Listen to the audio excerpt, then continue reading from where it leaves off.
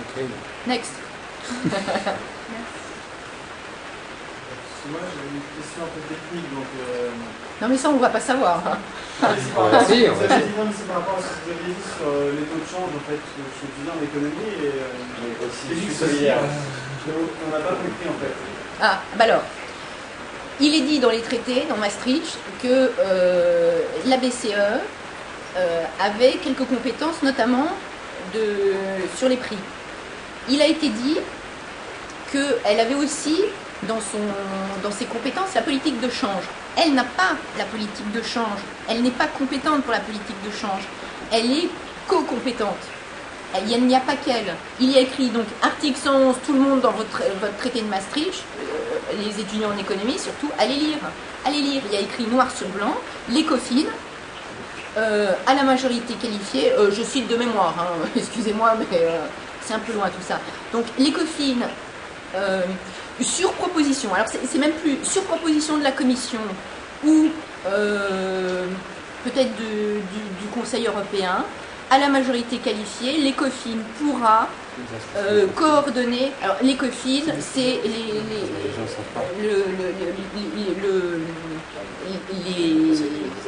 voilà, le Conseil des ministres des Finances. C'est nos ministres des Finances européens. Donc c'est au-delà du groupe de la zone euro. Hein. Donc c'est pour ça que c'est sur ce fondement-là que l'Eurogroupe peut s'autosaisir. Donc il est dit, l'ECOFIN pourra coordonner la politique de change en collaboration avec la BCE. Voilà ce que je dis. Je dis que ce n'est pas une compétence exclusive de la BCE. Donc il y a eu aussi une interprétation du traité de Maastricht au crédit de la BCE parce que les politiques ont laissé faire. C'était juste ça. Voilà. La BCE, par contre, a en charge de veiller au maintien exclusive du taux de change qui lui-même a été fixé, on va dire, il y a X temps. Donc ça se mord un peu là-dessus. Non, c'est pas ça. Ça c'est pas la politique des taux de change. En fait, la BCE doit fixer comme objectif principal la stabilité des prix. Oui. Et en fait, moi, je voulais plutôt vous demander, comme en fait, normalement, la politique de la BCE doit être indépendante, comme ça dépend des ministres européens des finances, il n'y a pas justement une contradiction dans les objectifs, puisque normalement, elle est censée être indépendante vis-à-vis des gouvernements. Alors, on n'est pas en train de remettre en cause, enfin, c'était pas mon propos en tout cas, de remettre en cause l'indépendance de la BCE. Je pense que l'indépendance de la BCE, elle est actée, il faut la garder. Sauf vous n'allez pas dire que la Réserve fédérale américaine n'est pas indépendante. Il faut, de toute manière, le grand principe, c'est partout des check and balance. C'est-à-dire, on ne peut pas laisser la BCE seule. Il faut qu'il y ait un contrepoids politique. Et le contrepoids politique, c'est un gouvernement européen de l'économie. Et je pense que Sarko a bien insisté sur ça, même en campagne présidentielle. On se souvient de ses charges contre ce dévoiement de la BCE, finalement. Et c'est pas tant de dire, on va supprimer cette BCE qui foncièrement a eu un bon fonctionnement, puisque l'inflation a été réduite, etc. C'est juste de dire qu'on ne laisse pas ça aux bureaucrates, on met un peu de politique dedans, et quand on voit qu'on a besoin, par exemple, quand on est en crise, de baisser des taux, on va le faire, parce qu'on a besoin d'un robinet pour éteindre l'incendie. Et après, quand on recommence, il n'y a pas de problème pour une indépendance. Mais c'est vrai que parfois, il faut qu'il puisse être influencé et revenir un peu dans la réalité du concret Moi, je suis pas d'accord avec toi. des citoyens. Parce que quand la BCE a été créée, c'est-à-dire à partir du moment où on a dit qu'il y aurait l'euro, c'est l'Union économique monétaire, c'est en 1992, on a dit que la BCE serait indépendante des gouvernements, avec les critères de convergence réelle, nominale, c'est-à-dire avec le déficit, l'inflation, taux d'intérêt, taux de change. Et si maintenant, aujourd'hui, on dit oui, il faut maintenant que les politiques puissent influencer la BCE, c'est-à-dire que quand il faut baisser le taux de change, si le gouvernement veut qu'on le baisse, il faut le baisser, ça remet tout en cause, ça remet l'indépendance en cause. Non, ça mais pas autiste. Voilà. Non, voilà, absolument. C'est une efficacité en fait. On prend l'exemple, et Sarko a beaucoup pris l'exemple de ADS pendant la campagne présidentielle, où il disait qu'à chaque fois, la différence entre le taux de change américain sur le dollar et le taux de change de l'euro, ça faisait perdre beaucoup d'argent à ADS. Alors, et d'emploi.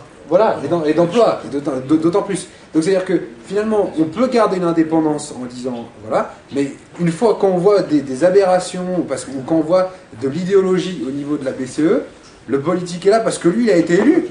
La BCE n'a pas été élue. Et la BCE, une fois que le politique qui lui a reçu l'onction du peuple prend en compte les remarques des politiques, là on est dans quelque chose où on est vraiment dans une coopération. Le souci c'est l'efficacité. L'important c'est que ce soit efficace et que finalement il n'y ait pas justement des pertes d'emploi comme ça par rapport aux Américains.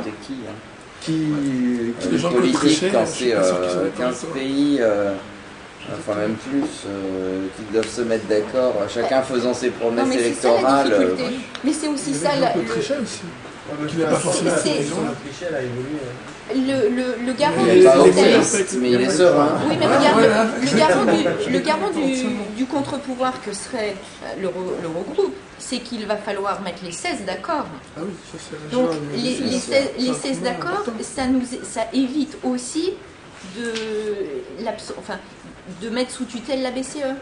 C'est encore une fois, c'est la négociation qui peut amener à une prise de décision la plus juste possible. Et Trichet, imaginez, Trichet en plus c'est un Français. Et la première chose qu'il a dit en arrivant, c'est qu'il a dit je suis pas français. Voilà. Pour bien montrer qu'il n'y a pas de. Et il fait ses discours en anglais. Du reste, quand Sarko a été élu, ça l'énervait au plus haut point. Trichet parlait en anglais. Oui, non, mais Bayrou, attends, je suis bien placée pour savoir, on lui demande pas son avis. Hein.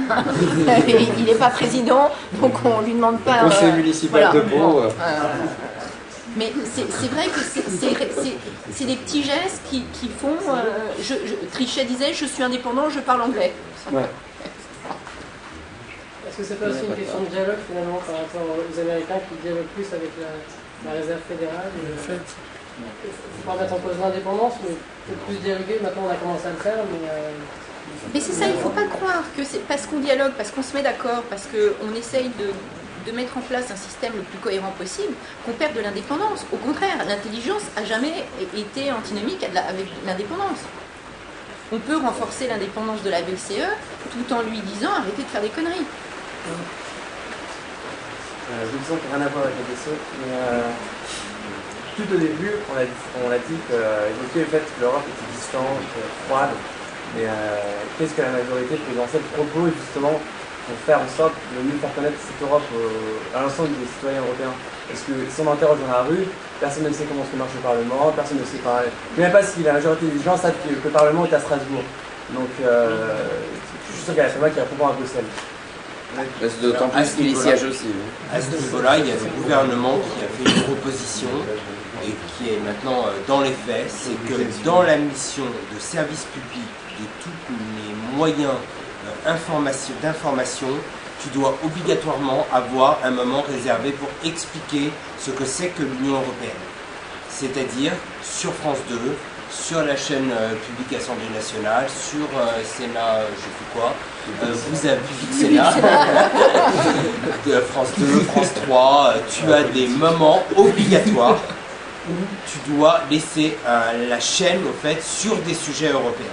C'est-à-dire rendre l'Europe accessible aux citoyens. Donc ça déjà c'est un première chose très concrète que le gouvernement et la majorité présidentielle a fait. C'est-à-dire que l'Europe, c'est au quotidien. L'Europe au quotidien, ça influence ta vie et il faut que l'on le sache.